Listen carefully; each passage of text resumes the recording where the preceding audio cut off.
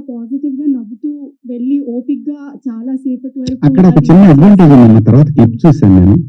లక్కీగా ఆవిడ శారీలో వచ్చింది. అదే ఎగ్జాక్ట్‌లీ నేను అదే చెప్తున్నా. అంటే డ్రెస్సింగ్ అని అన్నారు కాబట్టి తిను నేను శారీలో అంటున్నాను వచ్చినా కూడా అది ఫేస్ చేసింది కదా అది తను. అమ్మా జెన్సీ ఉంటారమ్మా పరగ్రహం. వాళ్ళకి తెలియదమ్మా. ఆర్టిస్టులు అంటే క్రేజీ ఉంటది. ఆర్టిస్టులు అంటే క్రేజ్ ఉంటది. టచ్ చేయాలనుకుంటారు.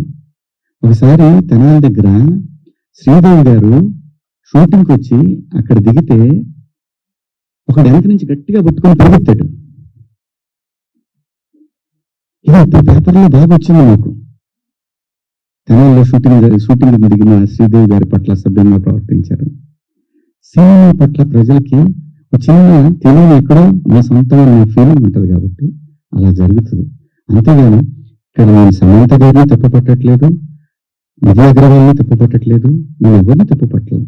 మనం కొంచెం జాగ్రత్తగా ఉంటే పోద్ది కదా అనే భావం తప్ప నాకేం లేదమ్మా.